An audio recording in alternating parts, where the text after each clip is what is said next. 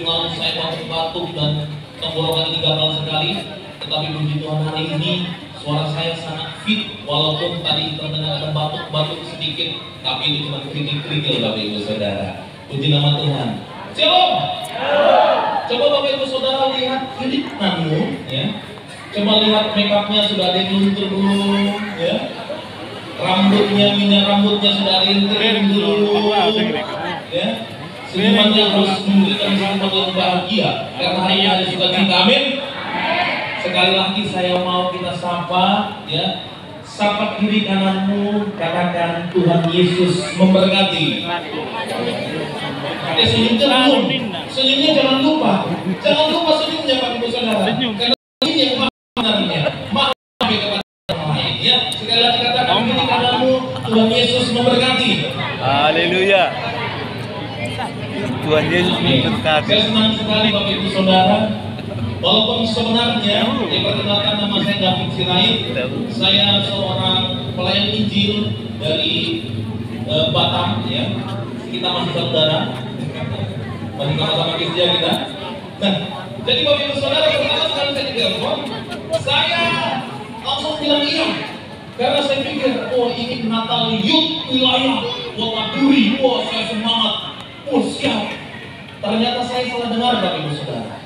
Karena biasanya ada miskomunikasi dari diri saya sendiri, karena saya semangatnya, ya ternyata ini acara wilayah. Tetapi saya lebih semangat lagi Bapak Ibu Saudara, karena yang ada di depannya adalah senior-senior saya. Haleluya.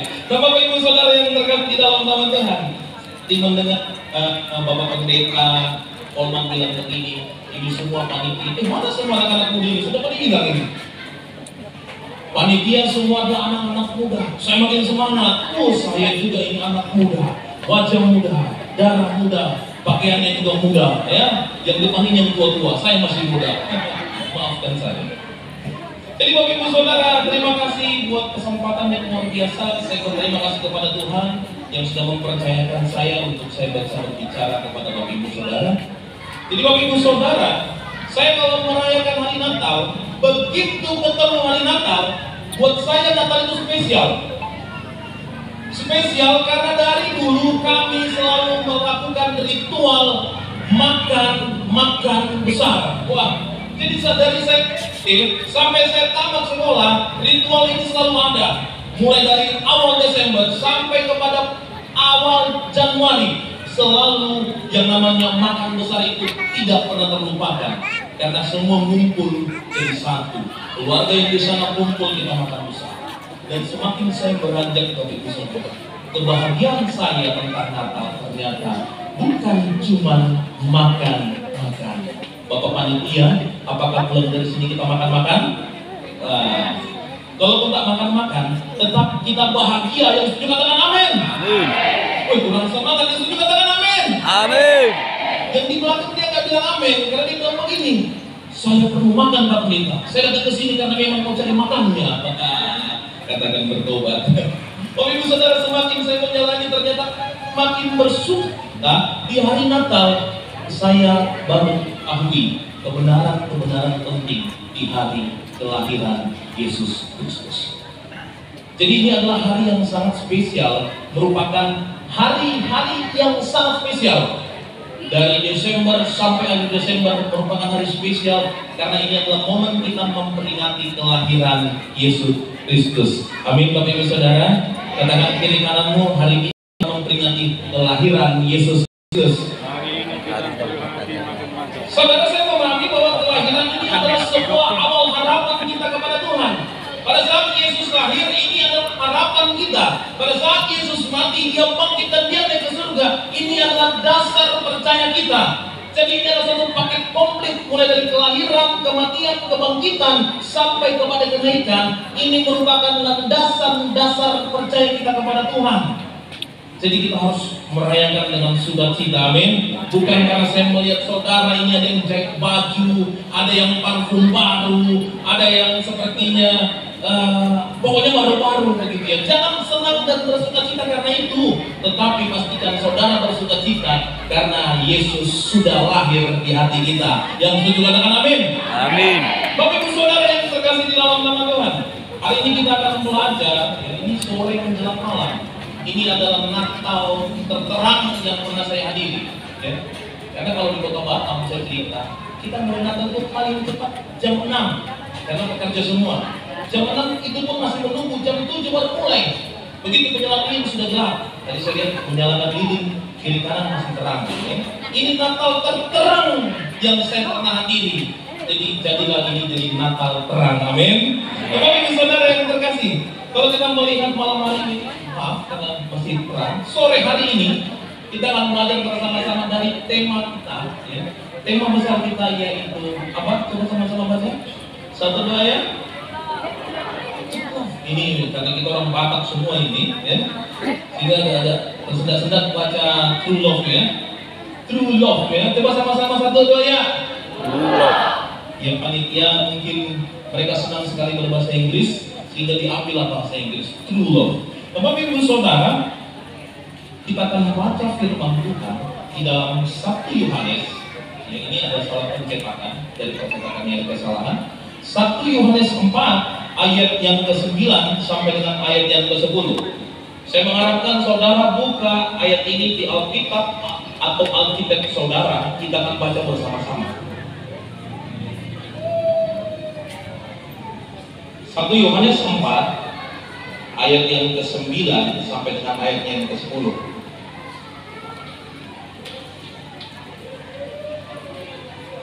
Yang sudah ketemu katakan haleluya. Kita akan baca bersama-sama ayat yang ke-9 sampai dengan ayat yang ke-10. 2 ya.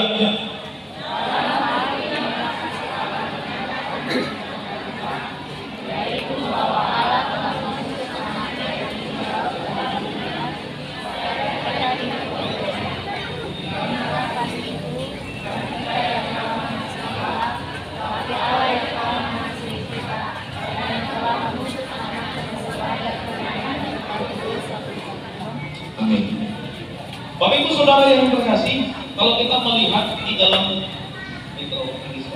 dalam bahasa Yunani, maka kita akan menemukan ada 4 pembagian kasih. Kita akan menemukan di dalam catatan Alkitab. Yang pertama adalah kasih eros, kasih filia, kasih storge, dan kasih agape. Nah, keempat kasih ini berbeda di dalam penggunaan bahasanya. Jadi kalau kita lihat eros, ini kasih suami dan istri, pasangan yang sudah disahkan.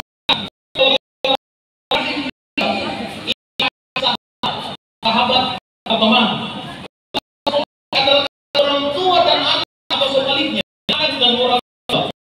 Kalau kita bicara mengenai kasih agape, maka kita menemukan agape adalah kasih yang tanpa syarat. Dan biasanya ini gambaran agape ini adalah gambaran kasih Kristus kepada manusia. Dan jadi kalau kita perhatikan di dalam ayat yang ke-9, maka kita akan menemukan firman Tuhan katakan kasih Allah yang dinyatakan di tengah-tengah kita, yaitu bahwa Allah telah mengutus anaknya yang tunggal ke dalam dunia supaya kita supaya kita hidup olehnya. Jadi dalam ayat yang kedua ini, kata kasih ini adalah kasih agape, kasih yang tanpa syarat. Bapak Ibu Saudara, maka kalau kita melihat kasih agape, kasih yang tanpa syarat, bisakah kita memiliki kasih yang tanpa syarat ini? Bisakah kita memiliki agape? Maka kalau kita melihat di dalam penggunaannya, kita akan melihat bahwa kasih agape ini kasih Tuhan kepada manusia tanpa syarat. Ayat yang ke-9 tadi bilang begini, bahwa yaitu bahwa Allah telah mengutus anaknya yang tunggal ke dalam dunia. Saudara yang ini adalah kasih Allah. Kasih Allah mengutus anaknya ke dunia. Maka kalau kita bicara mengenai Mesias, tidak ada Mesias lain, cuma satu Mesias, yaitu Yesus. Lalu bagaimana kasih itu bisa ada di dalam diri kita? Jadi kalau kita melihat yang sempurna menurut Alkitab adalah Allah telah mengutus anaknya. Itu kasih yang sempurna. Lalu bagaimana kasih yang sempurna itu bisa bekerja di dalam diri saya, di dalam diri saudara. Saudara tidak bisa lagi menjadi Mesias. Tidak ada Mesias kedua. Yang ada cuma satu Mesias, yaitu Yesus Kristus yang mati di kayu salib. Sama-sama katakan amin. Amin. Saudara tidak bisa menjadi Mesias. Walaupun saudara mati untuk saudara yang lain, saudara tidak menjadi Mesias. Karena hanya ada satu Mesias. Lalu pertanyaannya adalah, bagaimana kasih yang sempurna itu bisa bekerja di dalam diri saya dan saudara? Oleh sebab itu saya mau kita buka kitab kita masih di dalam 1 Yohanes 4. Kita buka di dalam ayat yang ke-17. Apa kata Tuhan? Saya mau kita baca bersama-sama 1 Yohanes 4 ayat yang ke-17. 1, 2, ya. Dalam hal inilah kasih Allah sempurna di dalam kita, yaitu kalau kita mempunyai keberanian percaya pada hari penghakiman, karena sama seperti Dia, kita juga di dalam diri. Ketika saya membaca firman Tuhan ini, maka saya melihat saya tidak bisa menjadi Mesias. Saya tidak bisa mengorbankan diri saya lalu saya menyelamatkan banyak manusia. Tetapi ayat 17 berkata demikian, dalam hal inilah kasih Allah sempurna di dalam kita. Garis bawahi, kasih Allah sempurna di dalam kita. Amin buat firman Tuhan. Nah, kalau kita melihat Bapak Ibu Saudara, yaitu bagian yang pertama yang kita mau pelajari adalah kita mempunyai keberanian. Sama-sama katakan, mempunyai keberanian. Coba colek dulu temannya, jangan dengan mengantuk dia. Katakan kepada kiri kanan dia, kita punya keberanian, bro. Saudara yang terkasih di dalam nama Tuhan, kalau kita melihat dalam ayat ini firman Tuhan berkata, saya, saudara harus memiliki keberanian. Tetapi kalau kita melihat kembali di dalam ayat yang kita baca, maka kita akan menemukan bahwa firman Tuhan bilang kita harus memiliki keberanian untuk percaya pada hari penghakiman. Ternyata ayat ini tidak bicara bahwa saudara harus berani di malam-malam, saudara harus berani terhadap perampok, saudara harus berani terhadap preman-preman. Ini bukan bicara mengenai keberanian yang seperti itu, Bapak Ibu Saudara. Tetapi Alkitab catatkan demikian, bahwa kita harus mempunyai keberanian percaya pada hari penghakiman. Saudara, kalau kita melihat kata penghakiman ini, sepertinya kita menemukan sebuah pemahaman, yaitu kiamat. Nah, kalau kita bicara mengenai penghakiman, mungkin saudara akan berpikir kepada hari terakhir, hari di mana Yesus akan datang, hari di mana Yesus akan datang menjemput kita saleh-salehnya. Saudara, itu hari kiamat. Tetapi penghakiman yang dimaksudkan dalam ayat ini bukan juga cuma berbicara mengenai kiamat. Tetapi perhatikan ayat selanjutnya, ya, bagian selanjutnya firman Tuhan. Karena sama seperti dia sama seperti Yesus, kita juga ada di dalam dunia. Nah, ini ada hari berat atau situasi berat yang membuat kita sulit untuk percaya. Tapi yang berkasih di dalam nama Tuhan, itu yang firman Tuhan maksudkan. Kita memiliki keberanian untuk percaya.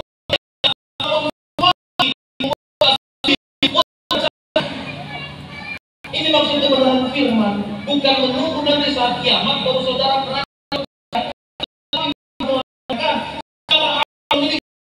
untuk percaya di masa-masa saudara sulit untuk percaya Tuhan. Satu anak muda, Bapak Ibu Saudara, di tahun yang sama, pada tahun 2023, dia kehilangan orang tua laki-laki. Dia orang tua perempuan.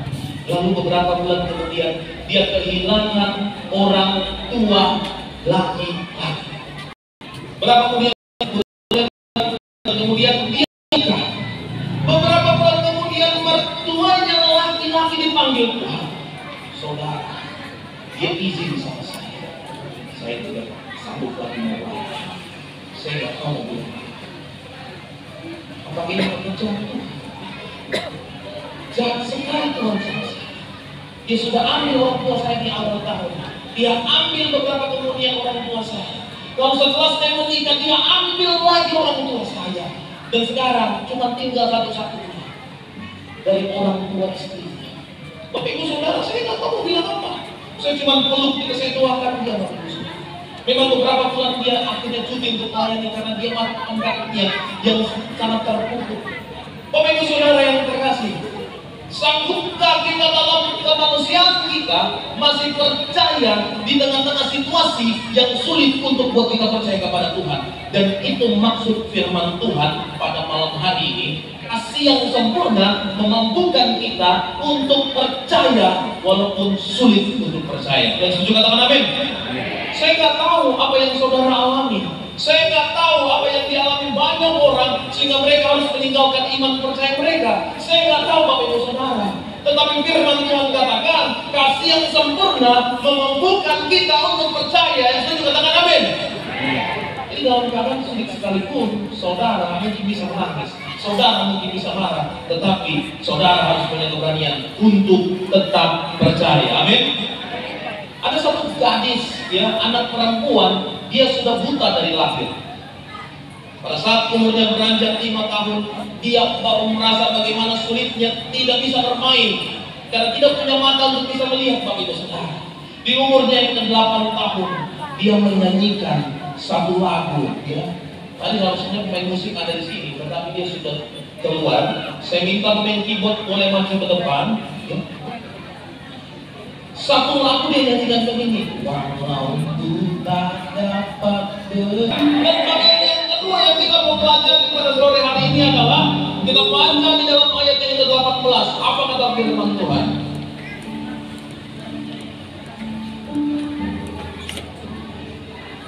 Sudah ketemu katakan amin? Kita baca bersama-sama 1, 2, iya.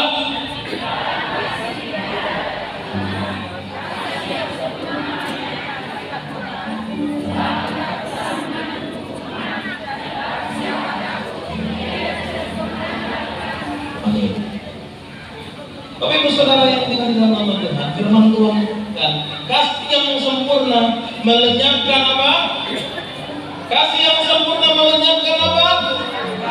Ketakutan. Kasih yang sempurna melenyapkan ketakutan. Kalau yang tadi membuat kita menjadi berani, bagian yang kedua ini sepertinya bagian yang sama, hanya saja sepertinya dibalik.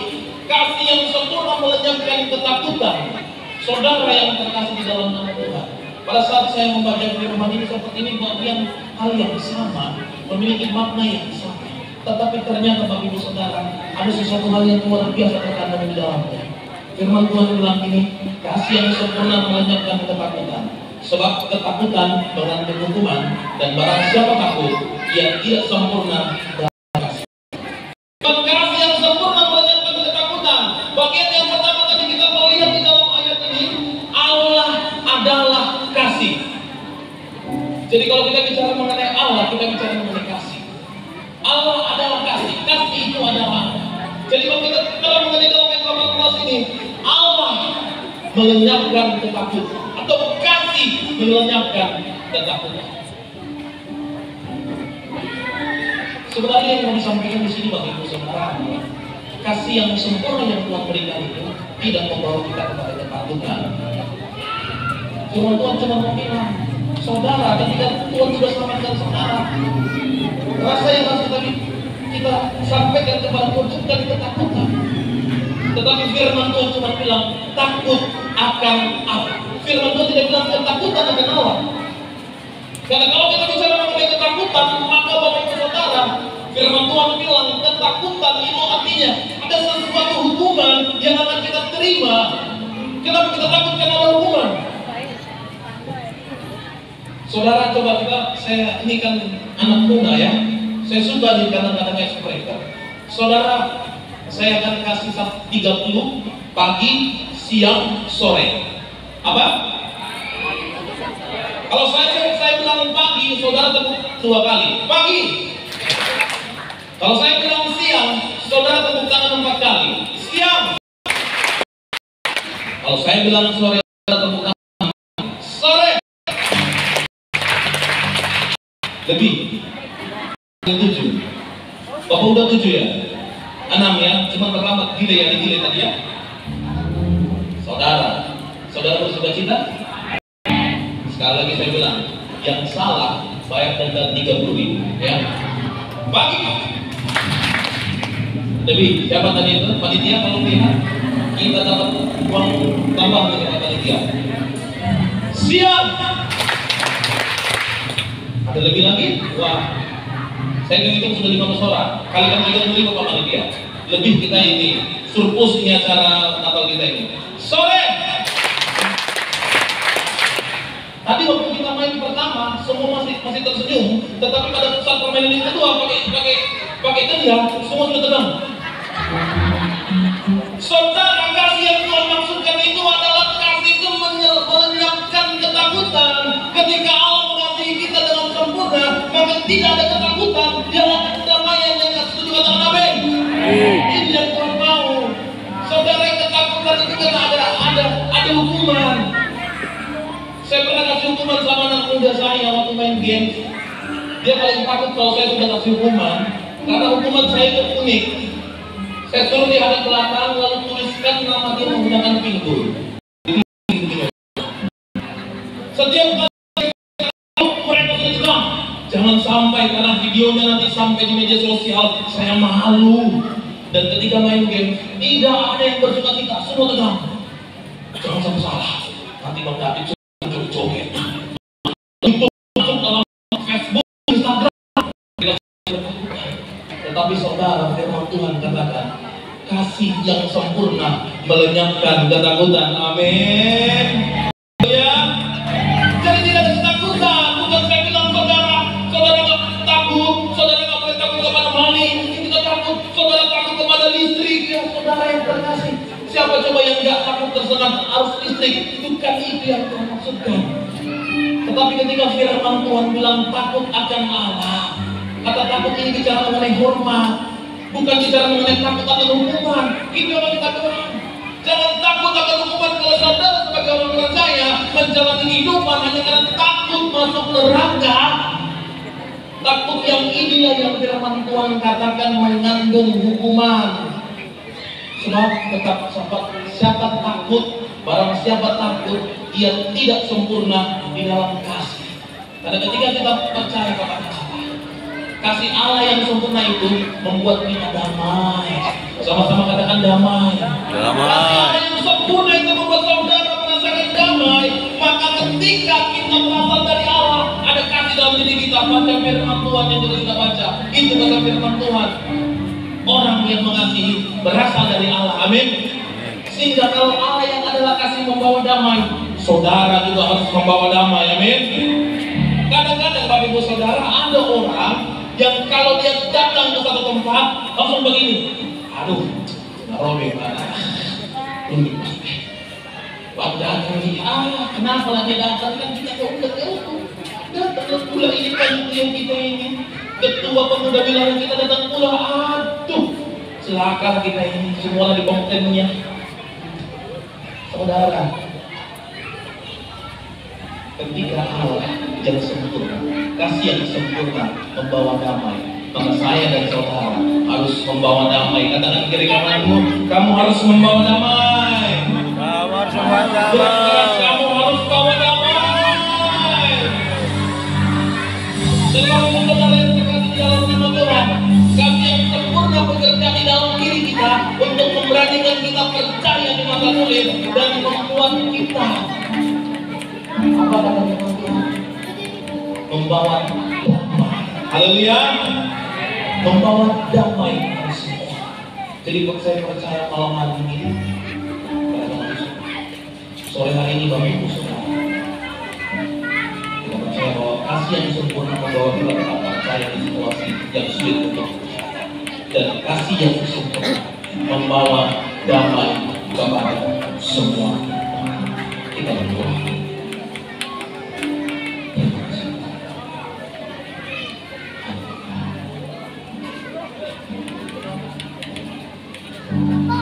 Walau